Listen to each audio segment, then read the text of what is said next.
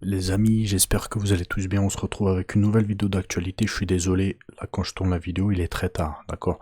Donc vu qu'il y a du monde qui dort à la baraque, je suis obligé de sauter. Je pense que ça vous dérangera pas de toute façon, mais je risque d'être moins dynamique que d'habitude. Donc les amis, on se retrouve avec une nouvelle vidéo. On va parler de Cédric Doumbé. Potentiellement, les amis, il devrait peut-être faire son retour dans la cage très rapidement. Donc on va parler de ça. On va parler de Taylor Lapillus qui devrait signer dans une nouvelle organisation. Et vous allez voir, c'est pas la moindre. Voilà, je pense qu'il y en a qui vont être contents, hein. On va parler de plusieurs combattants champions et ex-champions de l'UFC qui ont donné leur avis concernant le fight entre Alex Pereira et Ankalaev. Ils ont tous donné leur avis et vous allez voir que vous risquez d'être surpris en fait des choix qu'ils ont fait. Voilà. On va parler de Topuria, on va faire le tour des réseaux sociaux les amis. Donc les amis, on commence tout de suite la vidéo avec Colby Covington et Robert Whittaker qui ont donné leur avis concernant le combat entre Ankalaev et Alex Pereira. Et en gros, Covington a expliqué que c'est un affrontement classique à l'UFC entre un frappeur et un lutteur. Voilà, lui aussi il fait partie des personnes qui catégorisent Ankalaev comme un lutteur, malgré qu'il ait pratiquement jamais lutté à l'UFC, qu'il ait beaucoup de finish en pied-point, etc., qui strike beaucoup, lui aussi il met dans la catégorie des lutteurs. Et vous allez voir que c'est pas le seul et il y en a plein. Par contre, il a donné son avis et il dit qu'il pense que Pereira pourrait remporter ce combat-là. Il explique que Pereira a une puissance exceptionnelle, incroyable, une puissance de frappe énorme, et que surtout, le combat commence debout. C'est une évidence, mais il le souligne. Et il dit que Pereira a un avantage initial en fait. Voilà, c'est de base, de facto. Vu que le combat commence debout, il a l'avantage directement. Donc voilà, il a donné son avis. Il pense que Pereira pourrait gagner le combat. À la suite de ça, il y a Robert Whittaker qui a aussi donné son avis. Et il émet une réserve contrairement à Colby, quand bien même il voit Alex Pereira gagnant. Enfin, du moins sur le papier, il est favori quoi. Et il le voit en tant que tel. Et il a dit quoi? Qu'Ankalaev doit impérativement lutter contre Alex Pereira dès le début, sinon il risque de subir de gros dégâts en striking. Après il explique que voilà, si Ankalaev a du mal à amener Alex Pereira au sol, ça risque d'être très compliqué. Et surtout, il pourrait être mis KO très rapidement. Et pour conclure, il a dit allez, je suis pour Pereira, car le combat commence debout et qui frappe extrêmement fort. Donc lui aussi met Pereira favori quoi. À la suite de ça, les deux combattants s'accordent pour dire que le résultat dépendra de la capacité d'Ankalaev à imposer son style de lutte face à Pereira. Après les amis, ça c'est mon avis personnel. Encore une fois, dans un combat tout peut arriver. Ça se trouve dès les premières secondes, Alex Pereira il va mettre un crochet comme d'hab. Ankalaev, je sais pas, il va esquiver, il va faire un truc bizarre, il va remiser. Parce que Ankalaev c'est un bon contreur. Hein. Et Alex Pereira il va dormir. Voilà, dans un combat, en fait, les sports de combat, ou les sports en général, ce n'est pas des mathématiques. On a beau blablater, dire ce qu'on veut, personne sait la finalité du combat. Absolument personne. Et on ne sait pas comment ça va se finir, on ne sait pas... Voilà, pour nous c'est une énigme, et ça restera une énigme jusqu'à la dernière seconde. Voilà. En tout cas, voilà, ces deux combattants-là mettent Pereira favori. Mais c'est pas les seuls. Il y a aussi Israël Adesanya. Israël Adesanya, il a dit quoi? Il pense très sincèrement que Alex Pereira peut gagner ce combat par KO et qui devrait beaucoup utiliser ses jambes, beaucoup saper Ankalaev pour lui fragiliser ses appuis, etc., etc. À la suite de ça, Adesanya a dit bien qu'Ankalaev soit un adversaire redoutable avec une vitesse impressionnante, il devra capitaliser sur les erreurs de Pereira pour potentiellement remporter le combat. Donc voilà, en résumé, Adesanya est confiant pour Alex Pereira en raison de son style et de sa puissance de frappe et sa capacité à mettre des KO dévastateurs en fait. Maintenant les amis, on va parler de Kamaru Usman qui a aussi donné son avis et lui, comme tous les autres combattants que j'ai cités juste avant, il pense que Alex Pereira est favori et qu'il risque de KO'ter Ankalaev. Donc en gros, Kamaru Usman a mentionné le fait que Pereira était dans une bonne dynamique actuellement et qu'il a la capacité de briser ses adversaires s'il réussit à les garder immobiles. Donc par rapport à ça, il pense que Pereira peut gagner par le KO, surtout avec son style de combat très agressif et sa puissance de frappe. Donc voilà, c'est souvent la même chose qui revient. Ils sont tous à peu près d'accord hein, pour dire que voilà, Alex Pereira, de toute façon, c'est un fait, il est extrêmement dangereux en striking. S'il te touche, c'est compliqué. Voilà. Maintenant les amis, on va parler de Topuria, qui vient d'annoncer sur son Twitter il y a 1 heure, un truc comme ça. Et donc il a dit quoi? Quand nous l'annoncerons, vous ne le croirez pas, préparez-vous. Donc il annonce son prochain combat chez les 70 kilos, et on va tous être choqués. Voilà. Donc qui ça pourrait être? Dustin Poirier peut-être, Justin Cage peut-être, Islam Makhachev aussi. Il y avait des rumeurs, etc. Moi, il y a quelqu'un qui a des grosses connaissances sur l'UFC, il m'a dit c'est sûr qu'il doit affronter Islam Makhachev en juin. Bon, on verra bien si c'est lui ou pas, mais il y en a qui pensent peut-être Conor McGregor. Voilà. Mais bon, ça m'étonnerait vraiment. En tout cas, vu ce qu'il a dit sur les réseaux sociaux, vous ne le croirez pas, préparez-vous. Ça s'annonce être un combat incroyable. Ça pourrait être aussi... comment il s'appelle? Je suis bête, moi. Le Brésilien Oliveira, Charles Oliveira. Ça pourrait être lui. Bref, il y a pas mal de bons combattants qui pourra affronter. En tout cas, je suis très hypé, très impatient de voir ce qu'il va donner en 70 kilos, les gars. Voilà. Je sais pas si vous aussi vous êtes hypé ou pas. Donc voilà, on reste branché de toute façon. Maintenant les amis, on continue avec Alex Pereira. Et il a exprimé lors de cette interview-là qu'il a la conviction qu'il est actuellement le visage, le représentant plutôt de l'UFC. Le combattant phare, le combattant vedette, la superstar de l'UFC. Et pour soutenir ça, il a expliqué le fait qu'il soit extrêmement productif à l'UFC, qu'il combatte beaucoup. Et tous les succès qu'il a eu ces derniers mois en fait. Tous les KO, tous les combats qu'il a remportés, etc. Donc il a dit quoi? Je pense que oui, je suis un combattant très actif, l'année dernière a été très réussite. Donc je pense que mon nom est souvent mentionné. Son parcours impressionnant, qui inclut des victoires par KO contre des combattants de renom, a renforcé sa position dans le sport, à une époque où l'UFC semble manquer de figures emblématiques. Et franchement les gars, moi vous savez, je suis pas trop... Voilà, je kiffe pas trop Alex Pereira, etc. C'est un mec un peu bresson, hein.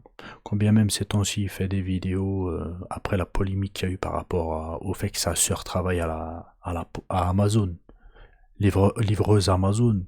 Voilà, on le voit ces temps-ci distribuer de l'argent, faire des cadeaux, etc. etc. C'est un personnage bresson les gars. On n'a qu'à le voir avec qui il a mis de toute façon.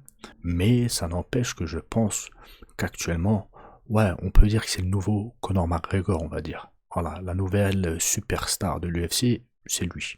Et pour preuve, là, s'il gagne et emporte son combat contre Ankalaev, il y a trop de possibilités qui s'offrent à lui. Et il aura le choix. Il y en a qui disent c'est Dana White qui commande, etc. C'est Dana White qui a le dernier mot. C'est lui le patron. Mais si un combattant, un de ses combattants vedettes, veut quelque chose, Dana White ira dans son sens. Voilà. C'est comme ça, ils sont chouchoutés, etc. On a pu le voir avec Ronda Rousey, Conor McGregor, John Jones, etc. Et maintenant, c'est au tour d'Alex Pereira. C'est un fait, les frères. Là, Alex Pereira, s'il gagne ce combat, il a trop de possibilités. Et il fera ce qu'il veut. Il pourra aller combattre en boxe anglaise, Usyk. Voilà. Surtout avec la nouvelle organisation que Dana White est en train de créer avec le milliardaire d'Arabie Saoudite. Donc il pourra combattre en boxe anglaise, il pourra monter chez les lourds, affronter John Jones ou Thomas Aspinall, excusez-moi. Il pourra descendre chez les 84 kilos, affronter Dricus du Plessis, Khamzat Chimaev ou peut-être Nassourdine Imavov, etc. Le champion des 84 kilos. Il y a plein de possibilités qui s'offrent à lui. Voilà. Et ça, c'est pas donné à tout le monde, les gars. Et si lui, il a cette opportunité-là, c'est parce qu'il est... voilà, Dana White le kiffe et c'est la superstar de l'UFC, en fait. Point. Même si je l'aime pas, hein. C'est un fait, en fait. Actuellement, surtout là, s'il gagne contre Ankalaev. Ah, les gars. On va rentrer dans une polémique, là. Mais s'il gagne contre Ankalaev, je pense qu'il est en pole position pour être le combattant pound for pound. Il ne le sera pas encore, ce sera toujours Islam Makhachev. Mais imaginons, il gagne Ankalaev, il monte chez les lourds, il tape John Jones ou Aspinall. C'est les meilleurs combattants au monde. Je pense qu'il n'y aura plus de débat en fait. Il n'y aura vraiment plus de débat.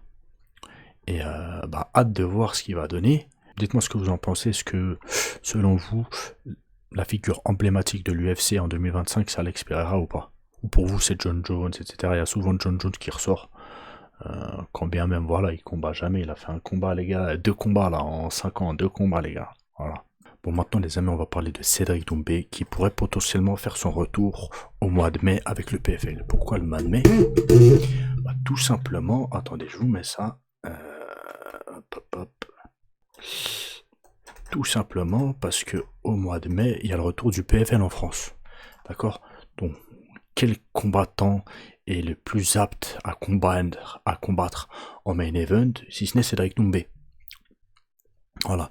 Donc on risque d'avoir de beaux combattants présents lors de cette carte. Il pourrait y avoir Cédric Doumbé en main event, les Vikings, Abduragimov. Il pourrait aussi avoir Taylor Lapillus, les amis. Là, il y a une rumeur là ces dernières heures qui tourne sur les réseaux sociaux.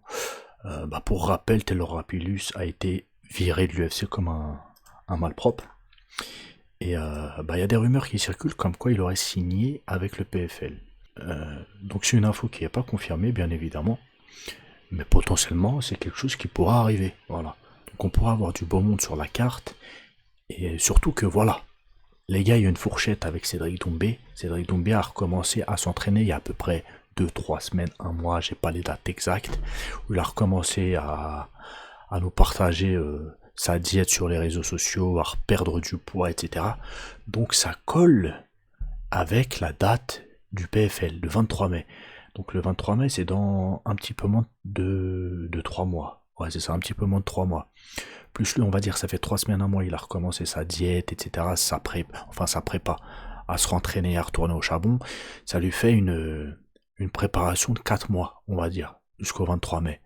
Donc c'est grave dans les fourchettes d'une préparation d'un fight, ça, en fait. 3, 4 mois, 5 mois, voilà. Où est-ce que je veux dire? Donc potentiellement, les gars, moi je pense très sincèrement qu'il va combattre au mois de mai. Voilà, qui sera en main event. Parce que voilà, Cédric Doumbé c'est la superstar du PFL, avec Francis Ngannou bien évidemment.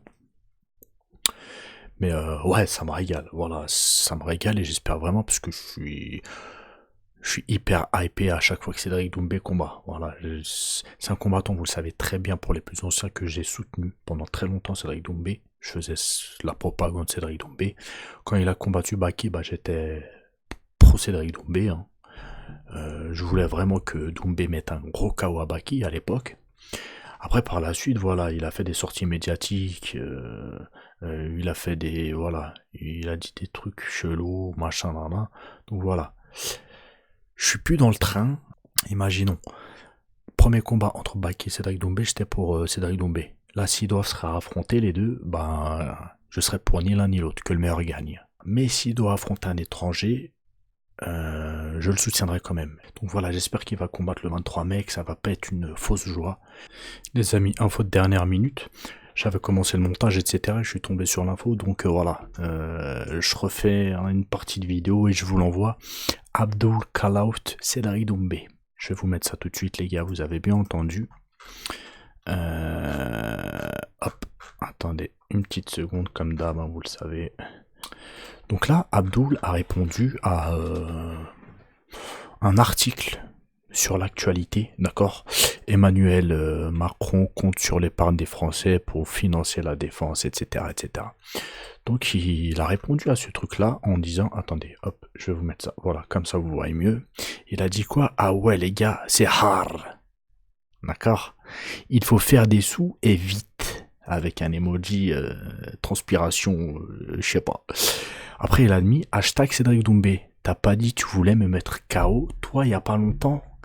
Et il a mis emoji MDA avec des sous. Ah, c'est un petit call-out là. Voilà, gentiment, tranquillement. Chacun prend ses sous, etc. Donc on va voir ce que Cédric Doumbé va répondre. Pour l'instant, il n'y a pas de réponse. Abdul vient de laisser le message là il y a 10 minutes. Ok. Un petit call-out, gentiment. Si les deux doivent s'affronter, les amis, je pense que ça sera du 50-50. Après, c'est mon avis. Ce sera une opposition de style, le striker contre le grappleur.